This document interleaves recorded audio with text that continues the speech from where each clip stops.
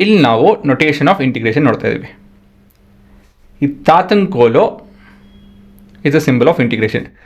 ಇದಕ್ಕೆ ನಾವು ಸಮ್ಮೇಷನ್ ಅಂತ ಹೇಳಿ ಕರಿತೀವಲ್ಲ, ಸಮ್ಮೇಷನ್ ಆಫ್ ಎ ಎನ್ ಏನೋ ಒಂದು ಸಮ್ಮೇಷನ್ ಅಂತ ಹೇಳಿ ಕರಿತೀವಲ್ಲ, ಅದೇ ರೀತಿಯಲ್ಲಿ ಇದು ಕೂಡ ಒಂದು ಸಿಂಬಲ್. ನೆಕ್ಸ್ಟು ಸಮ್ಮೇಷನ್ ಮೇಲ್ಗಡೆ ಕೆಳಗಡೆ ನಾವು ಲಿಮಿಟ್ ಅಂಥೇಳಿ ಅದ್ರ ಲಿಮಿಟ್ ವ್ಯಾಲ್ಯೂಸ್ ಕೂಡ ಅಂಥೇಳಿ ನಾವು ಬರ್ಕೊಬೋದು.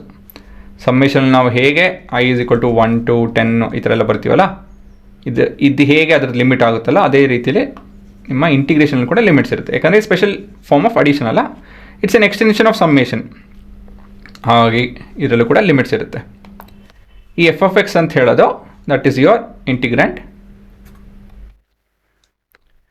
ಮತ್ತು ಡಿ ಆಫ್ ಎಕ್ಸ್ ಅಂತ ಹೇಳೋದು ಇಲ್ಲ ಅಂತ ಹೇಳಿದ್ರೆ ಎಕ್ಸ್ ಅಂತ ಹೇಳೋದು ನಿಮ್ಮ ವೇರಿಯಬಲ್ ಆಫ್ ಇಂಟಿಗ್ರೇಷನ್. ಈ ಪೂರ ಹೇಗೆ ಓದ್ತೀವಿ ಅಂತ ಹೇಳಿದ್ರೆ integral of f with respect to x from a to b. So this is how we read it. ಸರಿನಾ?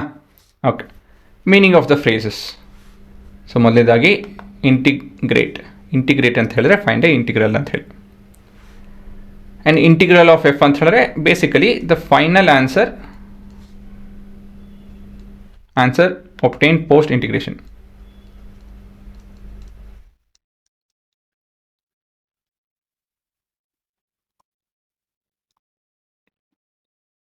So basically a function f, capital F, such that f prime of x will give us f of x.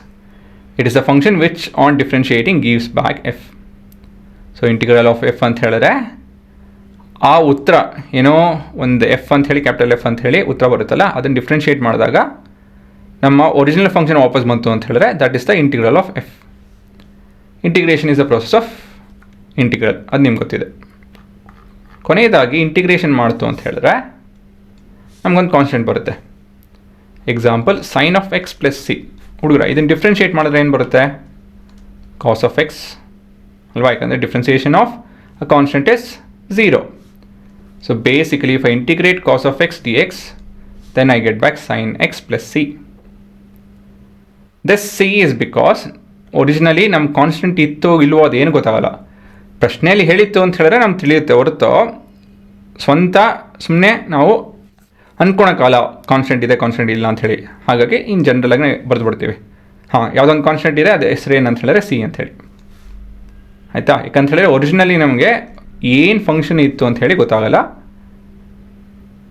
ಅದನ್ನು ನಾವು accommodate ಮಾಡ್ಕೊಳೋದಕ್ಕೆ plus C ಅಂತ ಹೇಳಿ ಬರ್ಕೊಂಡ್ಬಿಡ್ತೀವಿ ಅಷ್ಟೇ. ಸರಿನಾ? ಇದೆಲ್ಲ ಬರ್ಕೊಳ್ಲೇಬೇಕು. Pass ಮಾಡಿ ಬರ್ಕೊಂಬಿಡಿ.